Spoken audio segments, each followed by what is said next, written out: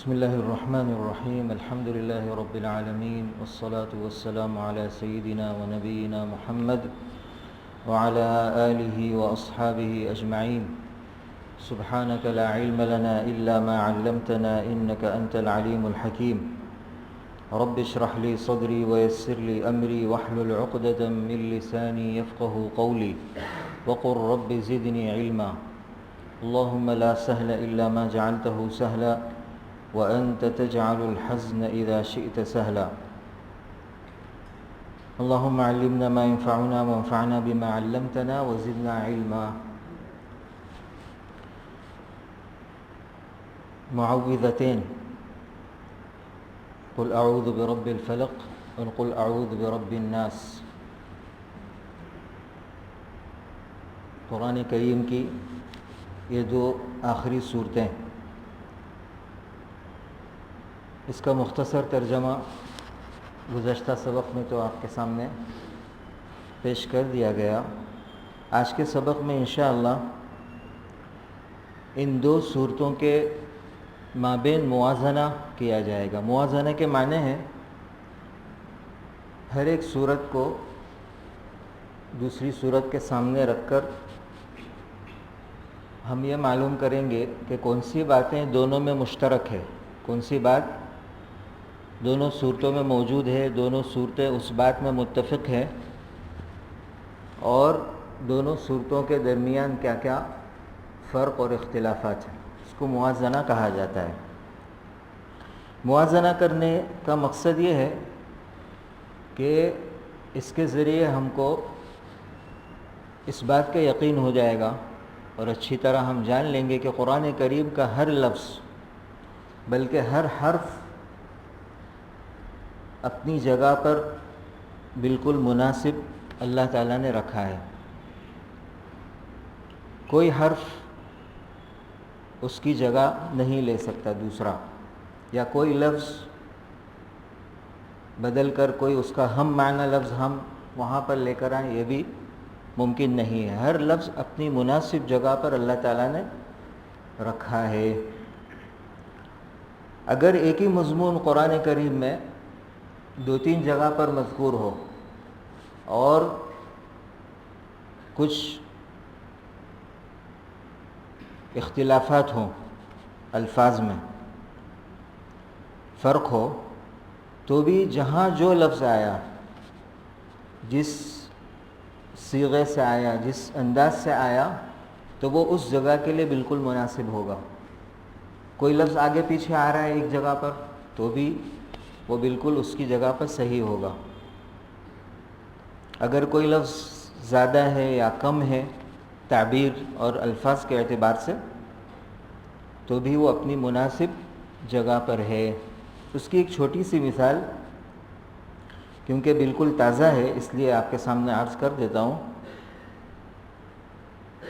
2 دن پہلے میں سورہ حاقہ کا ترجمہ مدرسے میں پڑھا رہا تھا. تو سورہ حاقہ کے شروع میں اللہ تعالیٰ فرماتے ہیں کذبت ثمود وعاد بالقارعہ. اب یہ سورہ حاقہ اور یہ آیت تو ہزاروں مرتبہ ہم نے تلاوت اس کی ہوگی، لیکن کبھی اس آیت پر غور کرنے کا موقع نہیں آیا. لیکن سبق کے دوران میں نے سوچا کہ یہاں پر اللہ تعالیٰ نے ثمود کو پہلے ذکر کیا، قوم ثمود، کذبت ثمود، اور پھر دوسرے نمبر پر عاد.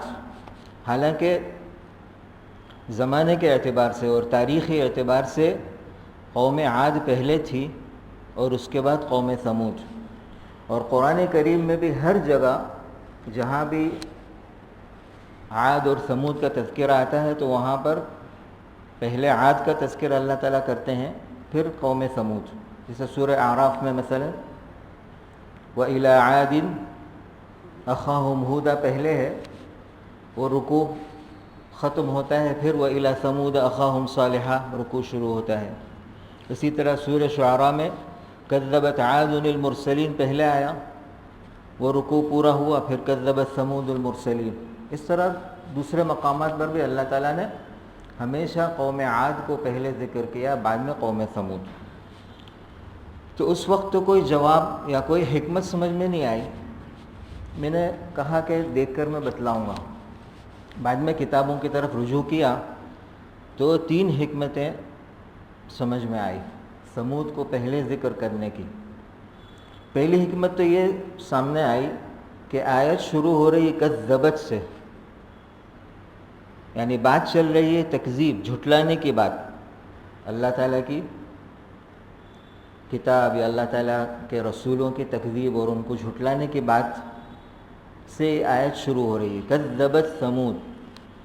اور تکذیب کے اعتبار سے یا جھٹلانے میں ثمود قوم عاد سے آگے بڑھی ہوئی تھی. اسی لیے کذبت ثمود جہاں الگ سے آیا قرآن میں تو ان کا تذکرہ قرآن میں 3 مرتبہ ہے. کذبت ثمود المرسلین، کذبت ثمود بالنذر، اور کذبت ثمود بطغواہا. 3 آیتیں اللہ تعالیٰ نے تکذیب ثمود کے بارے میں الگ سے ذکر کی. لیکن جہاں عاد کا الگ سے تذکرہ ہے ان کی تکذیب کا تو صرف 2 آیتیں ہیں. کذبت عاد المرسلین اور کذبت عاد فکیف کان عذابی ونذر، سورہ قمر میں. تو 3 آیتیں تکذیب ثمود، تو ان کی تکذیب گویا کہ زیادہ ہے تو ان کو پہلے ذکر کیا. ایک حکمت یہ سامنے آئی. اور دوسری بات یہ سامنے آئی کہ یہاں پر سورہ حاقہ میں اللہ تعالیٰ مشرکین مکہ کو دھمکی دے رہے ہیں، ان کو ڈرا رہے ہیں کہ دیکھو میں نے بہت ساری قوموں کو ان کی تکذیب اور جھٹلانے کی وجہ سے اور ان کی ہٹ دھروی اور ان کے عناد اور تکبر کی وجہ سے میں نے ان کو ہلاک کیا. تو یہاں پر دھمکی دینا مراد ہے. اور اللہ تعالیٰ نے 4 قوموں کی ہلاکت کا تذکرہ کیا سورہ حاقہ کے شروع میں، ثمود اور عاد اور فرعون اور قوم نوح. ثمود اور عاد کو پہلے ذکر کیا اور ان دونوں کا عذاب تقریباً قریب ہے کہ دونوں کو سختی سے ہلاک کیا اللہ نے. ثمود کو سخت آواز سے اللہ نے ہلاک کیا اور عاد کو سخت آندھی سے، سخت ہوا، تیز و تند ہوا چلا کر اللہ نے ان کو ہلاک کیا. تو دونوں کے عذاب میں سختی کا مادہ اور اس کا معنی موجود ہے. اور قوم فرعون اور قوم نوح، ان دونوں کو اللہ نے پانی میں ڈبو کر ہلاک کیا. دونوں کا عذاب تقریباً ایک طرح کا ہے. لیکن ہلاکت میں قوم ثمود کی ہلاکت بہت جلدی ہوئی، بہت جلدی اللہ نے ان کو ایک چیخ سنی اور فوراً سب ختم ہو گئے. لیکن قوم عاد کا خود اللہ تعالیٰ سورہ حاقہ میں فرماتے ہیں کہ آندھی 7 لیال، 7 راتیں اور 8 دن تک مسلسل چلتی رہی اور اس میں ہلاک ہوئے. تو ثمود کے مقابلے میں قوم عاد کی ہلاکت دیر سے ہوئی، ثمود پہلے. تو اس سے زیادہ دھمکی ہے اہل مکہ، مشرکین مکہ کے لیے کہ ہمارا عذاب اگر آئے گا تو دیر نہیں لگے گی، فوراً سب ختم ہو جائیں گے. اور اسی طرح قوم فرعون اور قوم نوح، فرعون اور اس کا لشکر اور قوم نوح کی ہلاکت کا بھی جو تذکرہ کیا اس میں بھی فرعون کو پہلے لائے، حالانکہ زمانے کے اعتبار سے وہ بھی بعد میں آیا، قوم نوح کے زمانے کے بعد ہے. لیکن وہاں پر بھی ترتیب الٹ دی اللہ نے. قوم یا فرعون کے لشکر کی ہلاکت کی بات پہلے ذکر کی، اس لیے کہ وہ ان کی ہلاکت بھی جلدی ہوئی کہ وہ سب جب دریا کے بیچ میں آئے تو فوراً پانی دونوں طرف سے ملا اور وہ ڈوب گئے سب. لیکن طوفان نوح جو آیا وہ تو دھیرے دھیرے آہستہ آہستہ پانی زمین پر پھیلتا رہا اور اونچائی کی طرف بڑھتا رہا اور اس کے ذریعے وہ ہلاک ہوئے. تو فرعون کی ہلاکت یا اس کے لشکر کی ہلاکت قوم نوح کے مقابلے میں جلدی ہوئی، اس میں بھی دھمکی ہے. یہ دوسری حکمت سمجھ میں آئی. اور تیسری بات، پوری صورت پر اگر ہم نظر دوڑائیں تو ہم ایک انداز صورت کا یہ دیکھیں گے کہ ہمیشہ الاقرب فالاقرب کا تذکرہ، الاقرب فالاقرب کے قاعدے سے اللہ تعالیٰ جو باتیں ذکر کر رہے ہیں وہ پیش کرتے ہیں. الاقرب فالاقرب یعنی جو زیادہ نزدیک ہے چیز اس کو پہلے ذکر کر دیں, پھر ذرا دور والی چیز, اس کو کہتے ہیں الاقرب فالاقرب. تو یہ 4 جگہ پر ہے اس صورت میں الاقرب فالاقرب کا قاعدہ. سب سے پہلے ثمود اور عاد کے, اس میں الاقرب فالاقرب کا معنی اس طرح سے ہے کہ قوم ثمود کی جو بستی تھی, ان کی جو جگہ اور ان کے جو مقامات تھے وہ مکہ مکرمہ سے قریب ہے, اور اہل مکہ جب شام کی طرف سفر کرتے تھے, تجارتی سفر کرتے تھے, تو ان کی بستیوں سے ان کا گزر بھی ہوتا تھا. تو گویا کہ قرب مکان بھی ہے اور قرب ذہنی بھی ہے, تصور کے اعتبار سے بھی قرب ہے, چیز دیکھی ہوئی ہے. اور قوم عاد کی جو جگہ ہے, جو مقامات ہیں ان کے, وہ ارض احقاف ہے یمن میں, اور وہ قوم ثمود کے مقابلے میں زیادہ دور ہے, تو ان کو بعد میں ذکر کیا. اور فرعون اور قوم نوح اس میں قرب زمانہ, فرعون کا زمانہ قریب تھا قوم نوح پہلے آئی تھی تو ان کا زمانہ دور. تو یہ دوسرا مقام جہاں پر الاقرب فالاقرب کا قاعدہ اللہ تعالیٰ نے منطبق کیا یا اس کا لحاظ رکھا. تیسری جگہ پر جب سور پھونکنے کا اللہ نے تذکرہ کیا, فَإِذَا نُفِخَ فِي الصُّورِ نَفْخَةٌ وَاحِدَةٌ, تو پہلے زمین کی حالت بیان کی, وَحُمِلَتِ الْأَرْضُ وَالْجِبَالِ, اور پھر ایک آیت کے بعد وَانشَقَّتِ السَّمَاءُ, پھر آسمان کا تذکرہ. تو زمین اقرب ہے آسمان کے مقابلے میں. اور پھر سورت کے اخیر میں فَلَا أُقْسِمُ بِمَا تُبْصِرُونَ وَمَا لَا تُبْصِرُونَ, کہ میں قسم کھاتا ہوں ان چیزوں کی جس کو تم دیکھتے ہو اور ان چیزوں کی جو تم نہیں دیکھتے. تو جو دیکھی ہوئی چیز ہے وہ زیادہ تصور کے قریب ہوتی ہے. تو گویا کہ پوری صورت کا ایک انداز الاقرب فالاقرب کے اعتبار سے چل رہا ہے. تو قوم ثمود ترتیب کے اعتبار سے, اس قاعدے کے اعتبار سے برابر ان کا پہلے تذکرہ کرنا صحیح ہے. تو اس سے پتہ چلا کہ کوئی لفظ آگے پیچھے ہو تو اس میں کوئی حکمت ہے, کوئی راز ہے. معوذتین, اس کا اگر ہم موازنہ کریں, ایک دوسرے کا مقابلہ کریں ایک دوسرے سے, ہر ایک صورت کو دوسرے کے سامنے رکھ کر اگر ہم وہ باتیں معلوم کرنا چاہیں جو دونوں میں موجود ہیں, دونوں صورتیں جن باتوں میں متفق ہیں, تو پہلی بات جس میں دونوں سورہ مشترک ہیں مضمون, دونوں صورتوں کا مضمون ایک ہی ہے, دونوں میں استعاذہ ہے, یعنی دونوں میں پناہ مانگی جا رہی ہے اللہ تعالیٰ سے, اور دونوں میں ایک دعا ہے, پوری صورت دعا ہے. قل اعوذ برب الفلق بھی پوری دعا ہے, وقل اعوذ برب الناس. تو مضمون کے اعتبار سے دونوں صورتیں مشترک اور متفق ہیں. دوسری بات جس میں دونوں صورتیں مشترک ہیں وہ ہے وقت نزول اور سبب نزول, کہ دونوں صورتیں ایک ہی وقت میں نازل ہوئیں اور ایک ہی سبب اور ایک ہی شان نزول ہے دونوں کا, کہ آپ صلی اللہ علیہ وسلم پر منافقین یا یہود نے جادو کیا تھا, اور اس جادو کو دور کرنے کے لیے اور رفع کرنے کے لیے یہ 2 صورتیں اللہ تعالیٰ نے آپ صلی اللہ علیہ وسلم پر نازل فرمائی اور یہ دعا سکھائی. تو وقت نزول اور سبب نزول میں بھی دونوں متفق ہیں. تیسری بات جس میں دونوں صورتیں متفق ہیں کہ دونوں صورتیں قل سے شروع ہو رہی ہیں, قل اعوذ. اور چوتھی بات جس میں دونوں صورتیں مشترک ہیں وہ یہ ہے کہ مستعاذ بہی, یعنی جس سے پناہ مانگی جا رہی ہے, اس کا جب اللہ نے تذکرہ کیا تو سب سے پہلی صفت رب ہے دونوں صورتوں میں, قل اعوذ برب الفلق, اور دوسری صورت میں قل اعوذ برب الناس. تو جہاں مستعاذ بہی یعنی جس سے پناہ مانگی جا رہی ہے اس کی بات آئی تو سب سے پہلی صفت جو اللہ نے ذکر کی دونوں صورتوں میں رب ہے. قل سے اللہ تعالیٰ نے یہ دونوں صورتیں شروع کی. قل سے بہت ساری یا تقریباً صرف 5 صورتیں قل سے شروع ہوتی ہیں, سورہ جن اور 4 قل جو معروف ہیں, قل یا ایھا الکافرون, قل ھو اللہ احد اور معوذتین.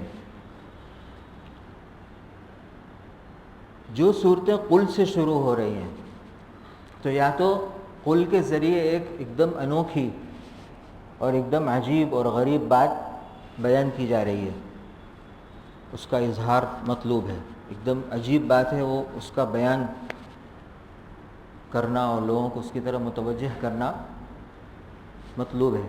تو سورہ جن میں، اس لیے کہ جن کا واقعہ آپ صلی اللہ علیہ وسلم کی سیرت میں تقریباً ایک ہی بار پیش آیا، تو وہاں پر قل کے ذریعے اس کی غرابت بیان کرنا مقصود ہے، اس کا انوکھا ہونا اور عجیب اور غریب ہونا مقصود ہے۔ اور 4 قل میں 2 صورتیں جو ہیں، قل یا ایھا الکافرون اور قل ھو اللہ احد، یہ دونوں صورتیں ایک سوال کے جواب میں آئی، اور اکثر قرآن کریم میں جہاں بھی قل کا لفظ آتا ہے یا جو آیتیں قل سے شروع ہوتی ہیں تو اکثر اس سے پہلے سوال مذکور ہوتا ہے، جیسے وَيَسْأَلُونَكَ عَنِ الرُّوحِ قُلِ الرُّوحُ مِنْ أَمْرِ رَبِّي وَيَسْأَلُونَكَ مَاذَا يُنْفِقُونَ قُلْ مَا أَنْفَقْتُم مِّنْ خَيْرٍ وَيَسْأَلُونَكَ عَنِ الْجِبَالِ فَقُلْ يَنْسِفُهَا رَبِّي نَسْفًا۔ تو بہت سی مرتبہ سوال بھی مذکور ہوتا ہے جس کے جواب میں قل کا لفظ آتا ہے، تو قل یا ایھا الکافرون بھی ایک سوال کے جواب میں آیا، اسی طرح قل ھو اللہ احد بھی، قل جو آیا وہ بھی ایک سوال کے جواب میں، تو 2 صورتیں 4 قل میں سے سوال کے جواب میں آئی، اور آخری جو 2 صورتیں ہیں اس میں قل لانے کی کیا حکمتیں ہیں، تو تقریباً 4 حکمتیں سمجھ میں آتی ہے کہ اللہ تعالیٰ نے یہ 2 صورتوں کو قل سے کیوں شروع کیا۔ پہلی حکمت جو سامنے آتی ہے وہ ہے تبلیغ وحی، یعنی آپ صلی اللہ علیہ وسلم نے وحی کو، یعنی جو آیتیں جس انداز سے، جن الفاظ سے آپ صلی اللہ علیہ وسلم پر اتری اور نازل ہوئی، آپ صلی اللہ علیہ وسلم نے بعینی وہی الفاظ کے ذریعے تبلیغ کی، وہی آیتیں وہی الفاظ سے امت کو سکھائی اور ان تک پہنچائی۔ اسی لیے صحیح البخاری میں ایک حدیث ہے اس کے بارے میں کہ حضرت ابی بن کعب رضی اللہ تعالی عنہ نے معوذتین کے بارے میں پوچھا کہ یہ قل سے کیوں شروع ہو رہی ہے، تو آپ صلی اللہ علیہ وسلم نے جواب میں کہا کہ قیل لی فقلت، کہ مجھے قل کے الفاظ کہے گئے تو میں نے وہی الفاظ پڑھے اور وہی الفاظ تم کو سنائے، وحی میں نے کوئی تغیر تبدل اپنی طرف سے کوئی کمی زیادتی نہیں کی۔ تو یہ تبلیغ وحی ایک حکمت۔ دوسری یہ کہ قل اس بات پر دلالت کرتا ہے کہ مطلوب قرأت ہے۔ بہت سے لوگ کیا سمجھتے ہیں کہ بھئی کوئی تعویذ لکھ کر جیب میں رکھ دو یا کوئی تختی لٹکا دو، بات ختم، کوئی چیز پڑھنے کی ضرورت نہیں ہے۔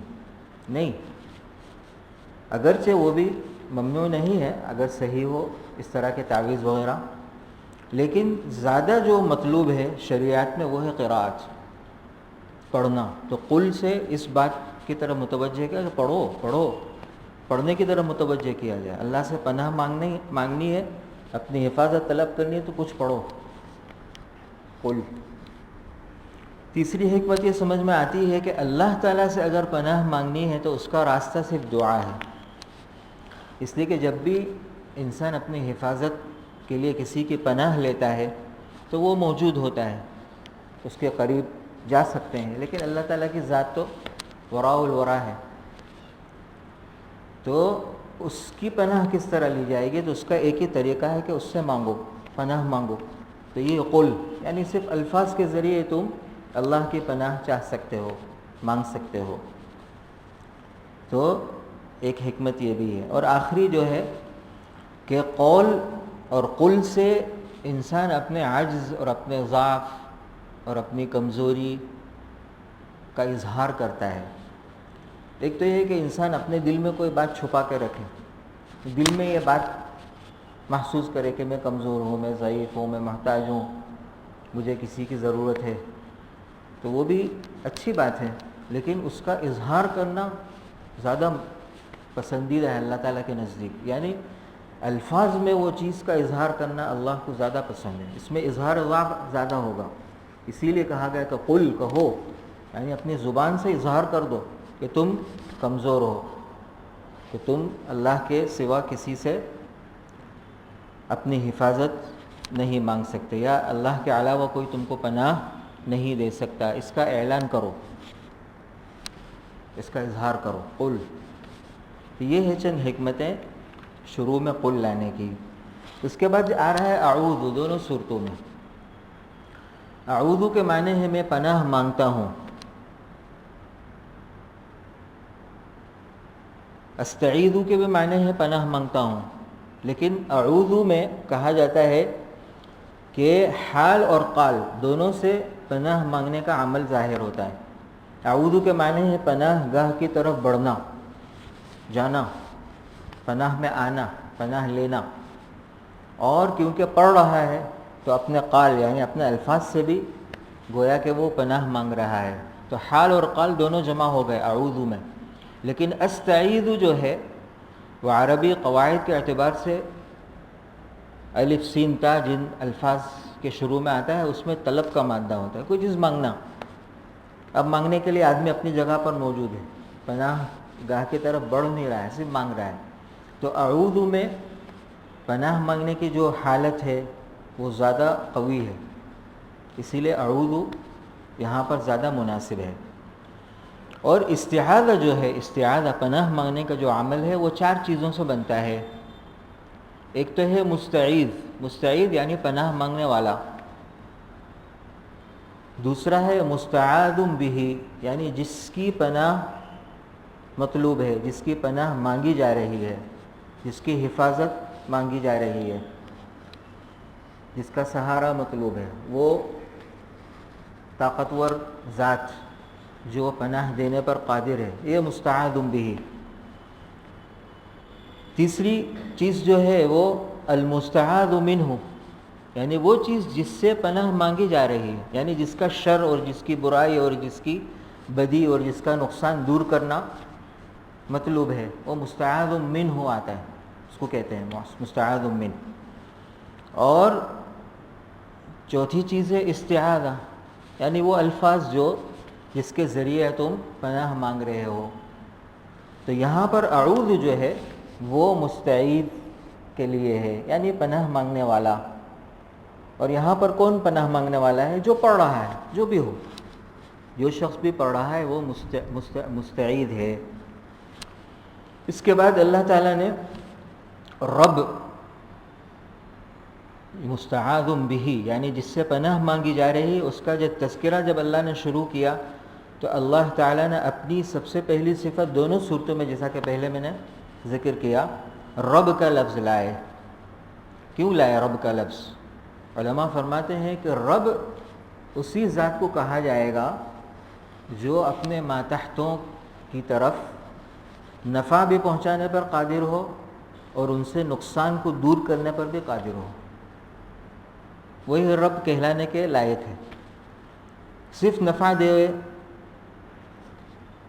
فائدہ پہنچانے پر قادر ہو، لیکن کوئی مصیبت آوے تو اس کو دور کرنے پر قادر نہیں ہو تو وہ رب کہنے کے لائق نہیں.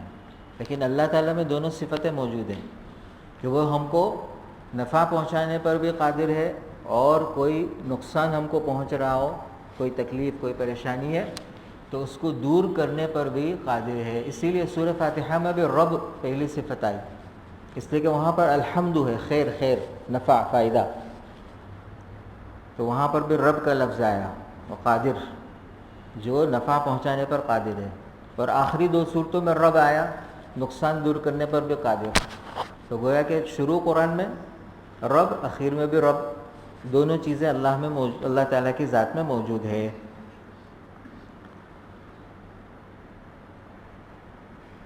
تو منفعت، نفع اور فائدہ کی بات سورہ فاتحہ میں آ گئی، اور نقصان اور مضرت، ضرر اور پریشانی کی بات سورہ دونوں صورتوں میں آ گئی معوذتین میں. تو یہ ہو گیا المستعاذ بہ. ایک دوسری بات مستعاذ کے متعلق کہ سورہ فلق میں اللہ تعالیٰ نے اپنی صرف ایک صفت ذکر کی برب الفلق بس، اور سورہ ناس میں اللہ تعالیٰ نے 3 صفات اپنی ذکر کی، رب الناس، ملک الناس، الہ الناس. تو اس میں کیا حکمت ہے؟ تو فرمایا کہ سورہ فلق میں جو نقصان انسان کو پہنچ رہا ہے وہ خارجی ہے، بدنی ہے، یعنی انسان کے جسم کو کوئی تکلیف پہنچ رہی ہے، اور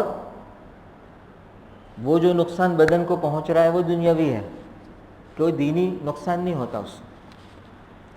کسی جادوگر کے جادو سے اگر کوئی نقصان پہنچ رہا ہے تو وہ بدن کو پہنچے گا، یا کسی حاسد کے حسد سے کوئی نقصان پہنچے گا، یا رات کے وقت کوئی چور ڈاکو یا کوئی موذی جانور سے کوئی نقصان پہنچے گا، تو وہ بھی انسان کے جسم اور انسان کے بدن، گویا کہ دنیاوی شر یا خارجی بدنی شر۔ لیکن سورہ ناس میں جو شر ہے وہ دینی شر ہے، اس لیے کہ شیطان کا وسوسہ انسان کو گناہوں پر آمادہ کرے گا، گناہوں کی طرف لے جائے گا، جس سے اس کے دین کا نقصان ہوگا۔ تو سورہ ناس میں جب مطلوب اعلیٰ ہے اور انسان کو جو سب سے زیادہ چیز یعنی مطلوب ہے وہ ہے دینی نقصان کو دور کرنا، نہ کہ بدنی۔ بدن کو اگر کوئی تکلیف ہو رہی ہے تو اس سے کوئی گناہ نہیں ہوگا، بلکہ اس میں اجر ملے گا انسان کو۔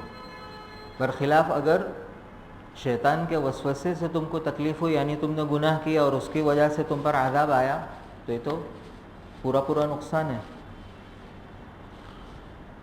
تو سورہ ناس میں دینی ضرر اور نقصان کا تذکرہ ہے، تو اور یہ چیز اعلیٰ ہے مرتبے کے لحاظ سے، دنیا کے اعتبار سے، دینی یا دنیاوی مضرت اور نقصان کے اعتبار سے، یا اس کے مقابلے میں دینی مضرت اور نقصان مرتبے کے اعتبار سے اعلیٰ ہے۔ تو جب اونچی اور بڑی چیز مانگی جا رہی ہے تو اللہ کی تعریف بھی زیادہ کی، رب الناس، ملک الناس، الہ الناس، کیونکہ بہت اونچی چیز مانگی جا رہی ہے، تو وہاں پر اللہ کی تعریف کے الفاظ بھی زیادہ ہے۔ اور دنیا کی جو چیز ہے اس کے لیے ایک لفظ یا ایک صفت صرف کافی تھی، اور اس میں بھی قدرت اللہ کی ظاہر ہو رہی ہے کہ ایک ہی صفت سے تمام شرور اور آفات کو اللہ تعالیٰ مٹا سکتا ہے۔ اور اس سے پہلے سورہ اخلاص میں بھی اللہ تعالیٰ نے اپنی صفات کا تذکرہ کیا۔ تو یہ ہے سورہ ناس میں 3 صفات ذکر کرنے کی حکمت، اور سورہ فلق میں ایک ہی صفت۔ ایک دوسری حکمت یہ بھی ہے کہ دنیاوی جو نقصان ہوتا ہے اس کی برائی کم ہے دینی برائی کے اعتبار سے، تو گویا کہ 3 صفات لا کر اس بات کی طرف بھی متوجہ کیا کہ اس کا خطرہ بہت زیادہ ہے، دھیان رکھنا، وسوسے کا خطرہ تمہارے دین کو نقصان پہنچائے گا۔ دیکھو میں 3 صفات کے ذریعے اس سے پناہ مانگنے کی تم کو تعلیم دے رہا ہوں، تو تم بھی ہمیشہ یہ بات دھیان میں رکھنا کہ بہت خطرناک چیز ہے، اس سے بچتے رہنا، اس کو دفع کرنے کے پیچھے ہمیشہ رہنا۔ اس کے بعد اللہ تعالیٰ نے سورہ فلق میں الفلق کہا، رب الفلق۔ فلق کا عموماً کتابوں میں ترجمہ صبح سے کرتے ہیں، یعنی فجر کا وقت۔ رب الفلق یعنی فجر لانے والا رب، جو روزانہ صبح کو نمودار کرتا ہے، اس لیے کہ صبح روشنی ہے اور آگے جو 3 چیزیں آ رہی ہیں وہ ساری ظلمت ہیں، اور خفی بھی ہے یعنی چھپی ہوئی بھی ہے۔ رات اپنی تاریکی کی وجہ سے ہر چیز کو چھپا دیتی ہے، اور جادو کا جو عمل ہوتا ہے وہ بھی خفیتاً اور چھپے انداز سے کیا جاتا ہے، اور حسد بھی باطنی ایک بیماری ہے اندرونی جو نظر نہیں آتی، تو تینوں چیزیں چھپی ہوئی ہے۔ تو 3 چھپی ہوئی چیزیں اور خفی کے مقابلے میں صبح جو روشن ہے، گویا کہ یہ روشنی تمام اندھیروں کو مٹا دے گی۔ لیکن ایک دوسرا معنی جو بعض مفسرین نے ذکر کیا ہے کہ یہاں پر فلق جو ہے اس سے مراد مفلوق ہے، یعنی مفعول کا معنی مراد ہے، یعنی گویا کہ ترجمہ یوں ہو گیا رب الفلق یعنی ہر پھٹنے والی یا ہر پھوٹنے والی چیز کا رب۔ اور اس میں زیادہ عموم ہے، اس لیے کہ اللہ تعالیٰ نے ہر چیز کو تقریباً اسی طرح سے پیدا کیا۔ ہر چیز کوئی 2 چیزوں کے پھٹنے یا پھوٹنے سے پیدا ہوتی ہے۔ دانہ یا بیج پھٹتا ہے تو کونپل نکلتی ہے، آسمان پھٹتا ہے تو بارش نازل ہوتا ہے، رحم مادر پھٹتا ہے تو اس سے بچہ پیدا ہوتا ہے۔ زمین پھٹتی ہے تو اس کے اندر سے پودے نکلتے ہیں، پیدا ہوا. تو ہر چیز کو تقریباً اللہ تعالیٰ نے کسی چیز کو پھاڑ کر یا کسی چیز کے پھوٹنے اور پھٹنے سے پیدا ہوئی. اور اگر ایک عام معنی لیا جاوے تو ہر چیز عدم کے پردے کو پھاڑ کر باہر آتی ہے وجود میں. عدم کا پردہ پھاڑ کر ہر چیز میں فلق کا معنی موجود ہے. عدم کا پردہ پھاڑ کر اور چاک کر کے ہر چیز وجود میں آتی ہے. تو اور اگر لفظی لحاظ سے بھی دیکھا جائے تو فلق اور خلق دوسری آیت میں برب الفلق من شر ما خلق، دونوں لفظ جو ہیں وہ وزن کے اعتبار سے ایک ہی ہیں. اور یہ بھی مقصود ہے قرآن میں، یعنی قرآن کے اندر الفاظ میں بھی خوبی ہے اور معانی میں بھی ہے. قرآن دونوں خوبیوں کا جامع ہے. الفاظ میں بھی خوبی ہوتی ہے، وزن اور اس کا لحاظ اور اعتبار ہوتا ہے. ایک لفظ دوسرے لفظ کی طرح اسی وزن پر، اسی صیغے پر، اسی انداز پر آتا ہے، اور اس کے اندر معنوی معنی کے اعتبار سے بھی خوبی ہوتی ہے. تو یہاں پر فلق اور خلق دونوں کا وزن ایک ہی ہے.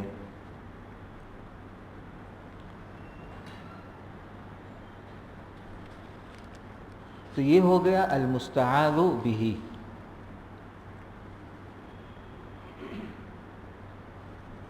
سورہ ناس میں جہاں پر مستعاذ بہ کا تذکرہ کیا، یعنی وہ ذات جس سے پناہ مانگی جا رہی ہے، اللہ تعالیٰ کی ذات، وہاں پر اللہ تعالیٰ نے اپنی 3 صفات ذکر کی، رب الناس، ملک الناس، الہ الناس. اس میں بھی ترتیب کا لحاظ رکھا ہے اللہ تعالیٰ نے. 2 طرح سے اس میں ترتیب ہے، پہلے رب، بعد میں ملک، اور تیسرے نمبر پر الہ. کیوں؟ کہتے ہیں واقعہ حال بھی یہی ہے کہ انسان کو جب بھی کوئی پریشانی، کوئی تکلیف پہنچتی ہے تو سب سے پہلے وہ اپنے مربی کی طرف رجوع کرتا ہے، اپنے پرورش کرنے والے یا اپنی دیکھ بھال رکھنے والے کی طرف جاتا ہے کہ بھئی یہ پریشانی، یہ تکلیف ہے، یہ پرابلم ہے، اس کو سولو کرو، اس کو دور کرو. پھر اگر اس سے حل نہیں ہوتا تو حاکم کی طرف رجوع کرتا ہے. پھر اگر اس سے بھی حل نہیں ہوتا احکم الحاکمین، الہ، تاخیر میں الہ لائے، احکم الحاکمین. تو یہ ترتیب بالکل واقع حال کے مطابق ہے. انسان اپنی تکلیف کو دور کرنے کے لیے جو انداز اختیار کرتا ہے، جو مراحل اختیار کرتا ہے، وہ یہی ہے. سب سے پہلے اپنے قریب جو لوگ ہیں ان کی طرف رجوع کرے گا، پھر ان سے مسئلہ حل نہیں ہوا تو حاکم کی طرف جائے گا، اس سے بھی نہیں ہوا تو پھر احکم الحاکم. اور دوسرے لحاظ سے ترتیب یوں ہے کہ یہاں پر عموم سے خصوص کی طرف بات جا رہی ہے. پہلے رب الناس کا لفظ آیا، اس میں عموم زیادہ ہے، اس لیے کہ رب کا اطلاق جو ہے، یعنی رب کا لفظ بہت ساری ذاتوں کے لیے استعمال ہوتا ہے. مثلا ہر والد اپنے بچوں کے لیے مربی کہلاتا ہے، رب کہلاتا ہے، مربی. ماں کو بھی رب اور مربی کہتے ہیں، یعنی تربیت اور پرورش کا کام وہ بھی کرتی ہے تو وہ بھی رب کہلاتی ہے لفظ، یعنی لغت کے اعتبار سے. اور اسی طرح ہر آقا اور ہر سید اور ہر بڑا اپنے ماتحتوں کے لیے مربی ہوتا ہے. تو مربین بہت سارے ہیں، عموم ہے لفظ میں. لیکن ملک، بادشاہ جو ہوتا ہے وہ بہت بڑے علاقے کے لیے ایک ہی ہوتا ہے، اس میں خصوصیت ہے اس میں. یعنی یا یوں کہہ سکتے ہیں کہ کثرت سے قلت کی طرف بات جا رہی ہے. ترتیب ہے، ترتیب من الکثرت الی القلہ، یا ترتیب من العموم الی الخصوص. پہلے سب سے زیادہ ایک عام چیز، پھر اس سے کم وہ بات جس میں عموم ہے، تھوڑی خاص ہے، پھر بالکل خاص بات تیسرے نمبر پر. اور الہ تو ایک ہی ہے، تیسرے نمبر پر الہ یعنی معبود. الہ کے معنی معبود، یعنی عبادت کے لائق صرف ایک ہی ذات ہے، تو تیسرے نمبر پر سب سے اخیر میں. تو اس میں بھی کثرت من الکثرت الی القلہ کی ترتیب کا لحاظ ہے. یعنی اس سے بھی قرآن کی اعجاز اور قرآن کی عظمت کا احساس ہوتا ہے کہ ہر چیز ترتیب سے اور مناسب طریقے سے آتی ہے قرآن میں. اس کے بعد اللہ تعالیٰ من شر ما خلق، یہاں سے اب المستعاذ منہ کا تذکرہ شروع ہو رہا ہے سورہ فلق میں. من شر ما خلق یعنی وہ چیزوں کا تذکرہ آ رہا ہے جس سے پناہ مانگی جا رہی ہے، جن کا شر اور جن کا نقصان اور ان کا ضرر دور کرنا مطلوب ہے. یہاں پر بھی عموم سے خصوص کی طرف بات جا رہی ہے. سورہ فلق میں بھی من شر ما خلق میں عموم ہے، تمام مخلوقات کے شر سے پناہ مانگی جا رہی ہے پہلی آیت میں. اور پھر 3 خاص چیزوں کا تذکرہ بعد میں آیا، من شر غاسق اذا وقب ومن شر النفاثات فی العقد ومن شر حاسد اذا حسد. تو من شر ما خلق 3 آیتوں کے مقابلے میں زیادہ عام ہے اور وہ خاص ہیں، اور ان 3 آیتوں میں بھی عموم سے خصوص کی طرف بات جا رہی ہے. ومن شر غاسق، غاسق کے معنی اندھیری رات، اس کے شر سے اور اس کے نقصان سے پناہ مانگی جا رہی ہے. لیکن کب؟ اذا وقب یعنی جب اس کا اندھیرا بہت زیادہ پھیل جائے یا بہت تاریک ہو جائے، بہت زیادہ ظلمت اور اندھیری رات، اس لیے کہ اس میں ضرر اور نقصان زیادہ ہوتا ہے، اس میں شر اور شریر قسم کے لوگ ہیں وہ زیادہ شر کا عمل کرتے ہیں. تو شروع میں عموم ہے غاسقین، ہر رات، کیونکہ رات تو تاریک ہوتی ہے، لیکن پھر خصوص لے کر آئے اذا وقب، جب اس کی ظلمت چھا جائے یا بہت زیادہ اندھیری ہو جائے. ومن شر النفاثات فی العقد، نفاثات کے معنی ہیں جادوگر یا جادو کرنے والی عورتیں، جادوگرنیاں، اور ہر رات میں وہ جادو نہیں کرتے، بعض راتوں میں کرتے ہیں، تو وہ خصوص.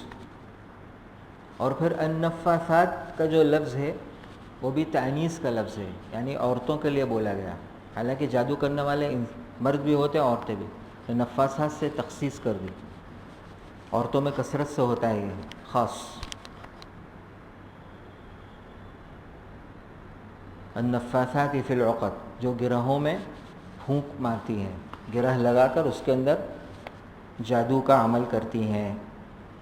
تو رات تو ہر چیز پر اور ہر دن آتی ہے، روزانہ آتی ہے، لیکن ہر رات میں جادو نہیں ہوتا، وہ خاص ہو گیا.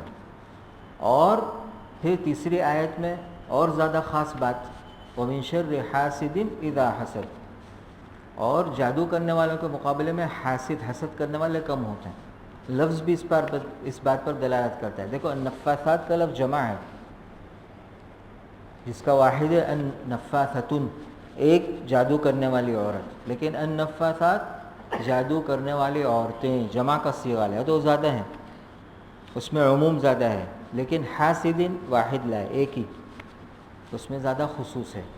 اور پھر قید لگا کر بھی بات کو بالکل خاص کر دی کہ حاسد کے حسد سے اس وقت پناہ مانگنی ہے جب وہ حسد کرے، بمعنی اپنے حسد کے مقتضا پر عمل کرے.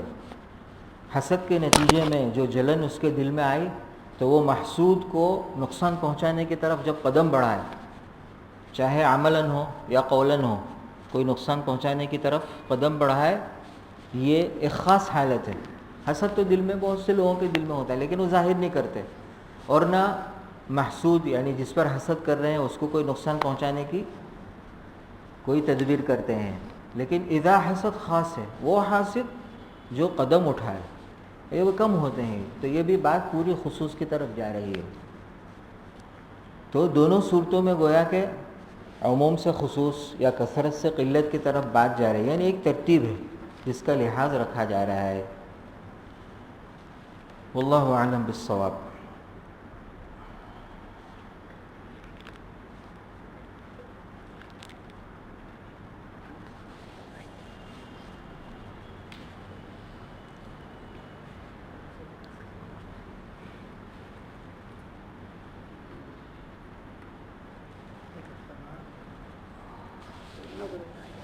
سبحانك اللهم وبحمدك وتبارك اسمك وتعالى جدك ولا إله غيرك. يا رب لك الحمد كما ينبغي لجلال وجهك وعظيم سلطانك. فلله الحمد رب السماوات ورب الأرض رب العالمين، وله الكبرياء في السماوات والأرض وهو العزيز الحكيم. اللهم لك الحمد كله ولك الشكر كله ولك الثناء كله وإليك يرجع الأمر كله دقه وجله. اللهم لا نحصي ثناء عليك أنت كما أثنيت على نفسك. اللهم صل على سيدنا محمد وعلى آل سيدنا محمد كما صليت على سيدنا إبراهيم وعلى آل سيدنا إبراهيم إنك حميد مجيد. اللهم بارك على سيدنا محمد وعلى آل سيدنا محمد كما باركت على سيدنا إبراهيم وعلى آل سيدنا إبراهيم إنك حميد مجيد. اللهم صل على سيدنا محمد وعلى آل سيدنا محمد كما تحب وترضى بعدد ما تحب وترضى.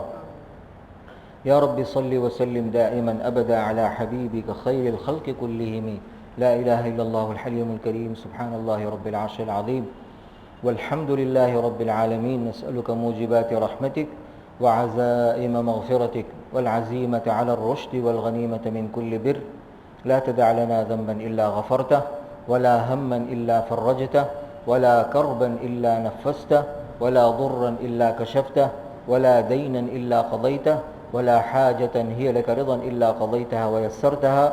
اللهم فيسر أمورنا واشرح صدورنا وبيض وجوهنا وثقل موازيننا ويمن كتابنا ويسر حسابنا واختم بالصالحات أعمالنا. اللهم أحينا مسلمين وتوفنا مسلمين وألحقنا بالصالحين غير خزايا ولا ندامى ولا مفتونين. اللهم اغفر لنا ولوالدينا ولوالديهم ولمشايخنا ولأساتذتنا ولمربينا ولمن له حق علينا ولمن أوصانا واستوصانا بدعاء الخير. عم الجميع بالرحمة والرضوان والعفو والغفران وعاملنا وإياهم باللطف والإحسان. يا حنان يا منان يا قديم الإحسان يا أكرم الأكرمين ويا أرحم الراحمين. اللهم اغفر لجميع موتى المسلمين الذين شهدوا لك بالوحدانية ولنبيك صلى الله عليه وسلم بالرسالة وماتوا وهم على ذلك. اللهم اغفر لهم وارحمهم وعافهم واعف عنهم وأكرم نزلهم ووسع مدخلهم واغسلهم بالماء والثلج والبرد ونقهم من الذنوب والخطايا كما ينقى الثوب الأبيض من الدنس. وارحمنا اللهم برحمتك إذا صرنا إلى ما صاروا إليه. اللهم أعذنا من جميع الشرور والفتن ما ظهر منها وما بطن يا أكرم الأكرمين. اللهم إنا نسألك علما نافعا وعملا متقبلا ورزقا واسعا. اللهم أصلح لنا ديننا الذي هو عصمة أمرنا وأصلح لنا دنيانا التي فيها معاشنا وأصلح لنا آخرتنا التي إليها معادنا. واجعل الحياة زيادة لنا في كل خير واجعل الموت راحة لنا من كل شر. اللهم أحسن عاقبتنا في الأمور كلها واجرنا من خزي الدنيا وعذاب الآخرة. اللهم إنا نسألك من الخير كله عاجله وآجله ما علمنا منه وما لم نعلم ونعوذ بك من الشر كله عاجله وآجله ما علمنا منه وما لم نعلم. اللهم إنا نسألك من خير ما سألك منه عبدك ونبيك محمد صلى الله عليه وسلم وعبادك الصالحون ونعوذ بك من شر ما استعاذك منه عبدك ونبيك محمد صلى الله عليه وسلم وعبادك الصالحون. سبحان ربك رب العزة عما يصفون وسلام على المرسلين والحمد لله رب العالمين.